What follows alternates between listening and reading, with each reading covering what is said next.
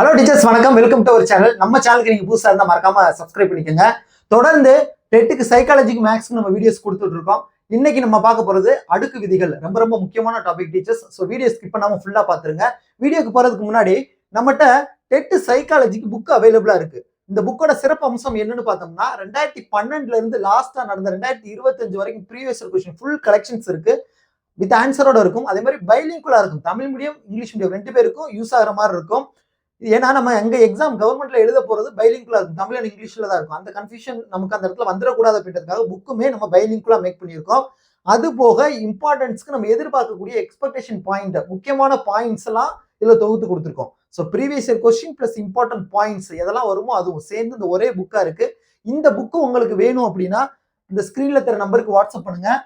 9585992871 இந்த நம்பருக்கு நீங்க வாட்ஸ்அப் பண்ணுங்க டீச்சர்ஸ். இப்போ ஃபர்ஸ்ட் கொஸ்டின் பாருங்க. 4 பவர் -3 இருக்கா? இதுக்கு இடையில ஃபார்முலா சொல்லிடுறேன். ஏன்னா ப்ரீவியஸ் இயர் கொஸ்டின்ல ஃபார்முலாவை அப்படியே கேட்டு வைக்கிறாங்க. அதனால நான் ஜென்ரலா ஃபார்முலாவையும் சொல்லிடுறேன். இப்போ a பவர் -m அப்படின்னா இது எப்படி எழுதணும்னா, இந்த பவர்ல எப்பயுமே பிளஸ் தான் வரணும். பவர்ல மைனஸ் வரக்கூடாது. அப்படி வந்துச்சுன்னா நம்ம பிளஸ்க்கு மாத்தி தான் ஆன்சர் சொல்லணும். ஸோ இந்த மைனஸ் இருக்கிறதுனால இது பிளஸ் ஆக்கணும்னா அப்படியே கீழே கொண்டு போயிருங்க. அதாவது 1/, அப்படின்னு வந்துடும். 1/a பவர் m இதுதான் ஃபார்முலா. ஸோ இதை யூஸ் பண்ணுங்க.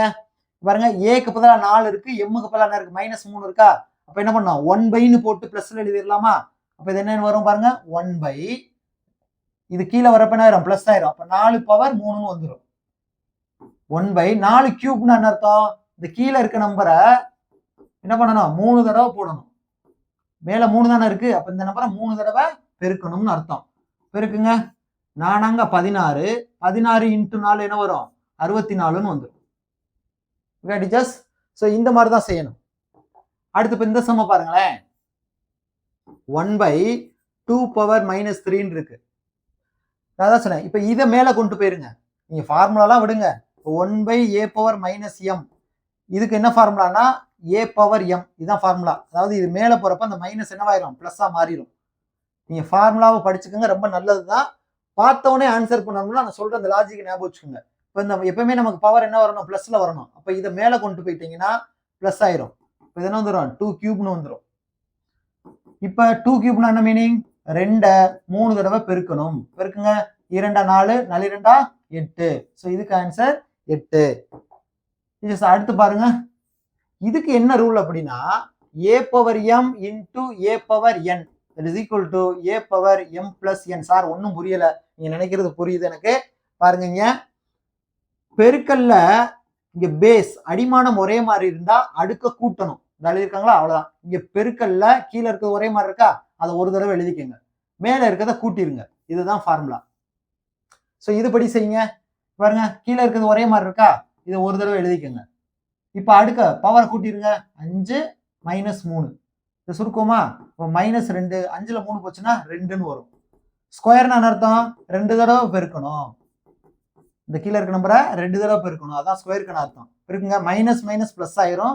2 பெருக்கணும்னா 4ன்னு வரும். ஸோ இதுதான் இதுக்கான ஆன்சர்.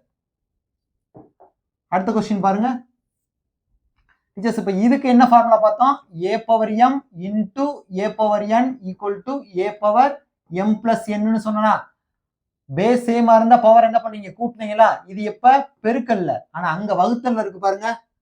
இப்ப எப்படி இருக்குன்னு வச்சுக்கிடுவோம், a பவர் m வகுத்தல் a பவர் n இருக்குன்னா, நல்லா கவனிங்க, இது வகுத்தல்.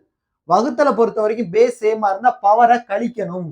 அப்ப a power m minus n இதுதான் விதி, ரூல் இதுதான். பெருக்கல்ல என்ன பண்ணுவோம், அடுக்க கூட்டுவோம். பெருக்கலோ வகுத்தலோ பேஸ் சேமா இருந்தா மட்டும்தான் அப்படி செய்யணும். பேஸ் சேமா இருந்தா பெருக்கல்ல பவரை கூட்டணும். அதே மாதிரி வகுத்தல்ல பேஸ் அடிமானம் சேமா இருந்தா பவர் என்ன பண்ணணும், கழிக்கணும். இப்ப இதுபடி நீங்க இங்க போட்டுடலாம். பாருங்க, இது ரெண்டும் ஒரே மாதிரி இருக்கா, அப்ப 3 ஒரு தடவை எழுதிக்குங்க. மேல இருக்க இதையும் என்ன பண்ணணும், கழிக்கணும். அப்ப 2 கழித்தல் கீழே இருக்க அந்த நம்பர். இப்ப இதையும் ஃபார்முலா கம்பேர் பண்ணீங்கன்னா அந்த 3 தான் a, இது வந்து m, இது வந்து n. அப்படியே ஃபார்முலால சப்ஸ்டிட்யூட் பண்ணிருங்க, இதுல சப்ஸ்டிட்யூட் பண்ணிருங்க. ஓகே டீச்சர்ஸ், அதான் சிம்பிளா சொல்றேன். வகுத்தல்ல பேஸ் ஒரே மாதிரி இருந்தா அதை எழுதிட்டு பவர் என்ன பண்ணணும், 2 இங்க வருதா, அந்த பவரை கழிக்கணும். இந்த கழித்தல் குறி போடணும். இதை சுருக்குங்க. 3 இந்த மைனஸ் மைனஸ் சேர்ந்துச்சுன்னா என்ன ஆயிரும், பிளஸ் ஆயிரும். அப்ப 3 2 + 2 4ன்னு வந்துடும். 3 4 தடவை பெருக்குங்க. இதான அர்த்தம். 3 பவர் 4 அர்த்தம். 3 4 தடவை போட்டு பெருக்கணும்.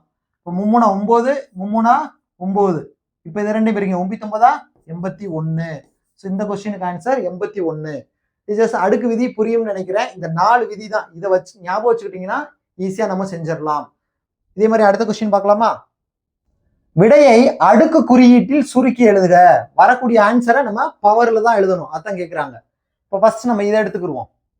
3 பவர் 5 வகுத்தல் 3 power 8 whole power 5 into 3 power -5. அவங்க கொடுத்துருக்கதை நான் எழுதிக்கிட்டேன். இப்போ இந்த வகுத்தல்ல இருக்கு அப்படின்னா பேஸ் ஒரே மாதிரி இருந்தா பவர் என்ன பண்ண சொன்னேன்? கழிக்க சொன்னா அதான் நம்ம ரூல். இப்போ வகுத்து கீழே எழுதிக்கங்க. வகுத்தல்ல பேஸ் ஒரே மாதிரி இருக்கு, எழுதிட்டேன். இப்ப பவரை கழிக்கணும். 5 - 8 கழிக்கணும். அதான் ரொம்ப முக்கியம். மீதி நான் அப்படியே எழுதிக்கிறேன். இப்ப 5ல 8 கழிச்சிட்டோம்னா என்ன வரும்? -3ன்னு வரும். கழிச்சிட்டு பெரிய நம்பர் குறிய போடுங்க. அது ரொம்ப ரொம்ப முக்கியம். மீதி நான் அப்படியே எழுதிக்கிட்டே வாங்க.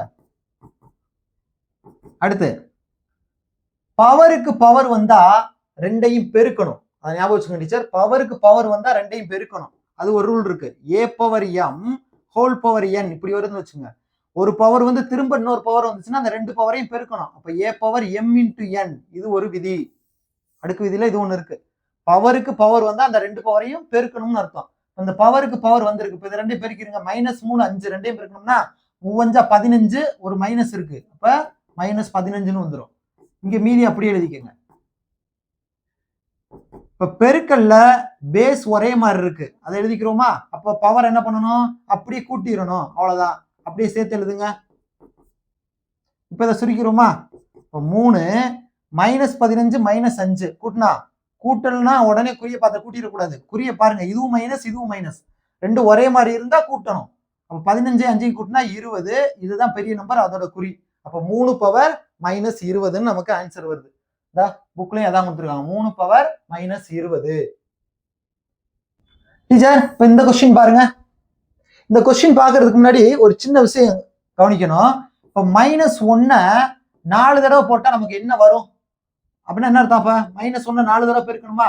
-1 -1 -1 இன்ட்டு -1 பாருங்க.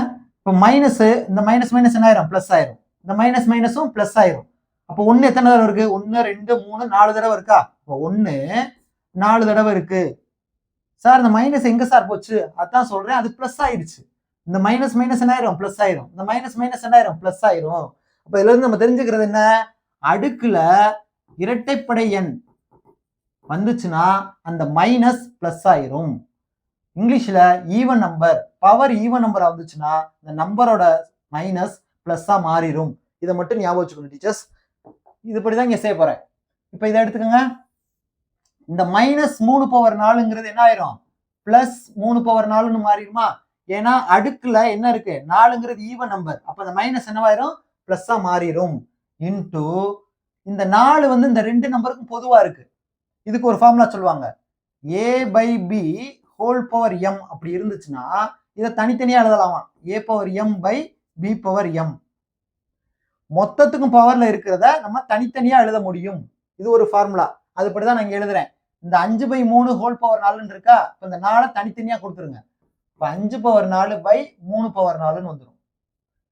டீச்சர்ஸ் எப்பயுமே பெருக்கல்ல கீழே இருக்க நம்பர் மேல இருக்க நம்பர் ஒரே மாதிரி இருந்தா அடிச்சிடலாம். ஏன்னா இது 3 பவர் 4, இதுவும் 3 பவர் 4 அடிச்சிடலாமா? இப்ப மீதி என்ன இருக்கு? 5 பவர் 4. ஸோ நமக்கு ஆன்சர் இங்க அதான் வருது, 5 பவர் 4. ஏன்னா விடை எதுல கொடுக்க சொன்னாங்க? அடுக்கு குறியீட்டில் சுருக்கி எழுதுறதுதான் சொன்னாங்க. அப்ப விடை வரக்கூடிய ஆன்சரையும் அடுக்கு குறின்னா என்ன அர்த்தம்? அடுக்கு வச்சு எழுதணும், பவர் வச்சு எழுதணும். டீச்சர்ஸ் அடுத்த கொஸ்டின் பாருங்க. ஒரு இது கொடுத்துட்டு இந்த எக்ஸோட மதிப்பு கேட்கிறாங்க. ஃபர்ஸ்ட் லெஃப்ட் சைடு இருக்கிறத பாருங்க. இப்ப பேஸ் சேமா இருந்தா பவரை நம்ம என்ன பண்ணணும்? கூட்டணும். அவ்வளவுதானே? இங்க -7 இருக்கு கீழே. அப்ப -7 போட்டுட்டு பேஸ் எழுதிருங்க. எழுதிட்டு பவரை கூட்டுங்க. ஏன்னா பெருக்கல்ல கீழே ஒரே மாதிரி இருந்தா மேல கூட்டுவோம். மேல கூட்டிருங்க. எக்ஸ் இங்க +2 5. அப்ப கூட்டினா என்ன வரும்? 5 2 7ன்னு வந்துடும். இந்த சைடு ஈக்குவல் டுக்கு அதுக்கப்புறம் என்ன இருக்கோ அதை அப்படியே எழுதிக்கங்க. இப்போ இங்க கீழே இருக்கிறது ஒரே மாதிரி இருக்கு, அதனால மேல இருக்கிறது என்னவா இருக்கணும், ஒரே மாதிரி தான் இருக்கணும். ஏன்னா இங்க ஈக்குவல் இருக்கிறதுனால, அதனால நான் எடுத்துக்கிறேன். சிம்பிளா சொல்றேன் டீச்சர்ஸ், பேஸ் ஒரே மாதிரி இருந்துச்சுன்னா அதை விட்டுட்டு பவரை மட்டும் எடுத்துக்கோங்க. எப்ப இந்த ஈக்குவல் இருக்கிறப்ப. இப்போ எனக்கு எக்ஸ் தான் வேணும், +7 அங்கிட்டு போறப்ப என்ன ஆயிரும், -7 ஆயிரும். அப்போ 10ல 7 கழிச்சிட்டோம்னா 3. அப்போ எக்ஸோட மதிப்பு 3ன்னு வந்துடும். இதா இருக்கா, புக்ல ஆன்சர் கொடுத்துருக்காங்க. டீச்சர்ஸ் அடுக்கு குறியில இவ்வளவுதான் சம்ஸ் கொடுத்துருக்காங்க 8th. அடுத்து வரப்போறது திட்ட குறியீடும் அறிவியல் குறியீடும். ஸோ அந்த ஒரு டாபிக் இருக்கு, அது ரொம்ப கம்மியா தான் இருக்கும். அந்த சம்ஸ் முடிச்சுட்டு அப்படியே அது புக் பேக் கொஸ்டின், எப்பயுமே நம்ம கொள்குறி வகைகள் சால்வ் பண்ணோம் இல்லையா, அதையும் அப்படியே சேர்த்து சால்வ் பண்ணிடலாம். இன்னும் ஒரு கிளாஸ்ல 8th ஃபர்ஸ்ட் சாப்டர் முடிஞ்சிடும். Okay teachers. டீச்சர்ஸ் நான் திரும்ப சொல்றேன், நம்மகிட்ட சைக்காலஜி புக் அவைலபிளா இருக்கு. இந்த book previous year question collections plus important notes. கண்டிப்பா இந்த புக்கு உங்களை சைக்காலஜி நல்ல மார்க்ஸ் ஸ்கோர் பண்ண வைக்கும். இந்த புக்கை மிஸ் பண்ணிடாதீங்க. நீங்க இது வரைக்கும் இந்த புக்கை வாங்கல அப்படின்னா வாங்கிருங்க. 9585992871 இந்த நம்பருக்கு வாட்ஸ்அப் பண்ணுங்க. இந்த புக்கு வேணும் அப்படின்னு விருப்பப்பட்டீங்கன்னா நீங்க இந்த நம்பருக்கு வாட்ஸ்அப் பண்ணி இந்த புக்கை வாங்கிக்கலாம். டீச்சர்ஸ் கண்டிப்பா சொல்றேன், ஒரு சைக்காலஜில இந்த புக்கு உங்களை ஒரு நல்ல மார்க்ஸ் ஸ்கோர் பண்ண வைக்கும். சார் அப்படி என்ன இருக்கு இந்த புக்ல அப்படின்னா, ப்ரீவியஸ் இயர் கொஸ்டின் மட்டுமே 990 கொஸ்டின் வித் ஆன்சரோட இருக்கு. அது போக எதெல்லாம் வருமோ எக்ஸ்பெக்டட் கொஸ்டின்ஸ் நம்ம இதுல கொடுத்துருக்கோம், இம்பார்ட்டன்ட் பாயிண்ட்ஸும் இதுல கொடுத்துருக்கோம். ஸோ அதனால இதை மிஸ் பண்ணிடாதீங்க. இது போக மேக்ஸுக்கு நம்மகிட்ட previous year question collections with எக்ஸ்பிளனேஷனோட எங்கெங்க ஷார்ட்கட் தேவையோ அதெல்லாம் ஷார்ட்கட் சேர்த்து நம்ம ரெடி பண்ணிட்டு இருக்கோம். அந்த புக்கு உங்களுக்கு வேணாலும் நீங்க ப்ரீ புக்கிங் பண்ணிக்கலாம். சரிங்களா? ஸோ வாட்ஸ்அப் பண்ணுங்க, சேம் நம்பர் தான். உங்களுக்கு மேக்ஸுக்கு புக் வேணும்னாலும் இந்த நம்பருக்கு நீங்க வாட்ஸ்அப் பண்ணலாம். ஓகே டீச்சர்ஸ், அடுத்த வீடியோல நம்ம பார்க்கலாம். தேங்க்யூ.